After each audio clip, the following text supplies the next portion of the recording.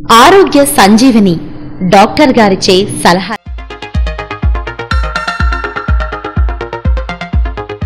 నమస్తే, welcome to our programme one TV health.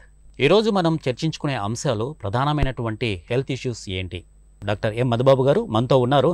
So వాటి సమస్యలు ఏ విధంగా వస్తాయి, వాటి లక్షణాలు ఏ విధంగా ఉంటాయి, వాటి ట్రీట్మెంట్ ఏ విధంగా ఉంటుందనేది వారి మాటల్లోనే అడిగి తెలుసుకుందాం. నమస్తే సార్. నమస్తే అండి. ఎలా ఉన్నారు సార్? నేను బాగున్నాను, మీరు ఎలా ఉన్నారు? I'm so fine sir. ఈ కొలెస్ట్రాల్కు సంబంధించి, ఈ కొలెస్ట్రాల్ వల్ల దానివల్ల ఎటువంటి సమస్యలు ఉత్పన్నం అవుతాయి ఒక పేషెంట్లో? కొలెస్ట్రాల్ వల్ల ముఖ్యంగా బ్యాడ్ కొలెస్ట్రాల్. సో కొలెస్ట్రాల్లో బ్యాడ్ ఏంటి, గుడ్ ఏంటో ఇప్పుడు చూద్దాం. ఓకే.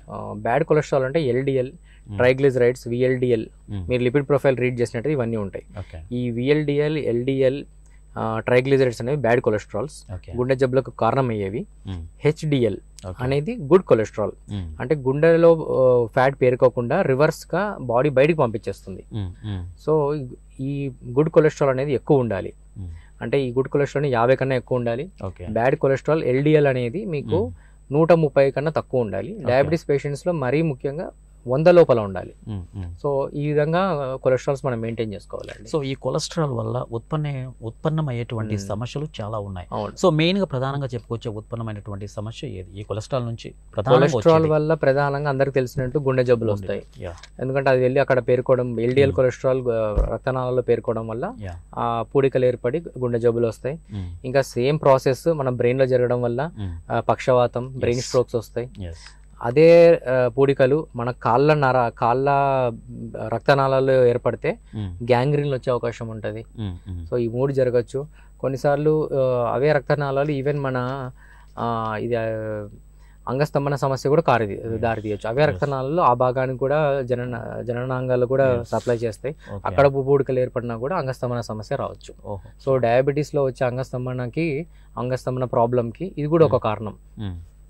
కొలెస్ట్రాల్ కు సంబంధించిన ప్రధాన అంశాలు ఇవన్నీ కూడా రావచ్చు కొలెస్ట్రాల్ ప్రాబ్లం వల్ల. తర్వాత ఇంకొకటి ఏంటంటే, సో ఇప్పుడు మనం ఫిల్మ్ స్టార్స్ తీసుకుంటే వాళ్ళ కొలెస్ట్రాల్ సంబంధించి ఎక్కువగా ఉండడం వల్ల కూడా దాన్ని ఏదో ఎలక్ట్రాలిసిస్ ఏదో చేసి కొవ్వు పదార్థాలు తొలగిస్తారు అని చెప్పేసి ఆ మెథడ్లో వెళ్ళిపోతుంటారు. సో అలా చేయడం వల్ల ప్రమాదకరం అని తెలిసి కూడా వాళ్ళు చేస్తారు. అది నిజంగా ప్రమాదకరమా లేకపోతే ప్రాణాంతకమా అనేది? అసలు దాన్ని లైపోసక్షన్ అంటారండి. లైపోసక్షన్ అంటే నథింగ్ బట్ ఇప్పుడు ఒక పైప్ లాంటిది పెట్టి మొత్తం అక్కడ దాన్ని సక్ చేయడం, ఆ ఫ్యాట్ ని సక్ చేయడం.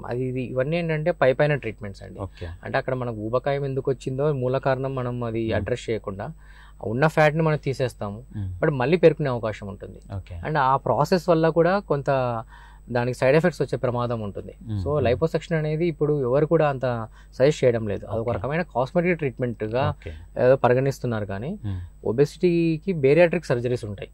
అంటే మరీ ఊబకాయాలకి, అంటే కొంతమంది 130 కేజీలు 140 కేజీలు అలా ఉంటారు. వారికి బేరియాట్రిక్ సర్జరీలు, కొంచెం గ్యాస్ట్రిక్ రిలేటెడ్ కొన్ని బెలూన్స్ ఇవ్వడం లోపలికి, అలాంటి కొన్ని అడ్వాన్స్డ్ సర్జరీస్ వచ్చాయి. దానివల్ల సెలెక్టెడ్ పేషెంట్స్లో, అంటే అందరికి కూడా అవి మనం ఇండికేట్ చేయలేము. కేర్ఫుల్గా సెలెక్ట్ చేసిన కొంతమంది పేషెంట్స్కి అవి సజెస్ట్ చేయొచ్చు. కానీ ఈ లైపోసక్షన్ అనేది మాత్రం ఇది ఫస్ట్ ఆప్షన్ అయితే అసలు కాదు. దీనివల్ల చాలా సైడ్ ఎఫెక్ట్స్ కూడా ఉంటాయి. అండ్ అది ఒక సూపర్ఫిషియల్ ట్రీట్మెంట్గా మనం చెప్పచ్చు. సో ఈ కొలెస్ట్రాల్ అనే పేషెంట్స్కి మీరు ఇచ్చే సలహాలు, సూచనలు ఏంటి? కొలెస్ట్రాల్ ఉన్న పేషెంట్స్కి ఫస్ట్ వాళ్ళు షుగర్, బీపీ చూసుకోవాలండి. ఎందుకంటే వీటి వల్ల చాలాసార్లు ఈ షుగర్ అండ్ బీపీ వల్ల కొలెస్ట్రాల్ దారి తీసే అవకాశాలు ఉంటాయి. కాబట్టి షుగర్, బీపీ అండ్ చూసుకోవాలి. ఉంటే వాటిని కంట్రోల్ పెట్టుకోవాలి. అండ్ ఊబకాయం ఉందంటే, ఓవర్ వెయిట్ ఉందంటే వెయిట్ కంట్రోల్ చేసుకోవాలి. అండ్ డైట్ పరంగా మనం ఏం చేయొచ్చు అంటే, ఇందాక మనం అనుకున్నట్టు ఈ బ్యాడ్ ఫ్యాట్స్ని తగ్గించి గుడ్ ఫ్యాట్స్ కొంత తీసుకోవాలి. బ్యాడ్ ఫ్యాట్స్ అంటే ఇందాక అనుకున్నట్టు ఆయిల్, కొబ్బరి నూనె, నెయ్యి పదార్థాలు, ఇటువంటివన్నీ కూడా బయట దొరికే ఫ్రైడ్ ఐటమ్స్ అన్నిటికీ దూరంగా ఉండి కార్బోహైడ్రేట్స్ మీద బాగా దృష్టి పెట్టాలి. ఈవెన్ కార్బోహైడ్రేట్స్ కనుక మనం ప్రాసెస్డ్, అంటే మనము సింపుల్ షుగర్స్ అంటాం, అవి కనుక ఎక్కువ తీసుకున్నా కూడా ఫైనల్గా అది కొలెస్ట్రాల్గా మారే అవకాశం ఉంటుంది. కార్బోహైడ్రేట్ ఏదైతే పిండి పదార్థాలు కూడా అబ్నార్మల్గా తింటే ఫైనల్గా అది కొవ్వుగా మారే అవకాశం ఉంది. కాబట్టి కార్బోహైడ్రేట్స్ మీద బాగా దృష్టి పెట్టాలి, తగ్గించాలి. తినే దాంట్లో కూడా ఫైబర్, పీచు పదార్థం ఎక్కువ ఉన్న కార్బోహైడ్రేట్స్, వెజిటేబుల్స్, ఇందాక మనం అనుకున్నట్టు బ్రౌన్ రైస్, ఓట్స్ కానీ జొన్నలు, గోధుమలు, ఇటువంటి ఇంక్లూడ్ చేసుకోవాలి డైట్లో. అండ్ వెజిటేబుల్స్ ఎక్కువ తినాలి. ఫ్రూట్స్లో కూడా కొంత ఫైబర్ ఉన్న ఫ్రూట్స్ తినాలి, అంటే నారింజలు కానీ జామకాయ కానీ కివి ఇటువంటి ఫ్రూట్స్ తినాలి. మొలకలు, స్ప్రౌట్స్, వెజిటేబుల్స్ ఇటువంటి ఎక్కువ తీసుకోవాలి.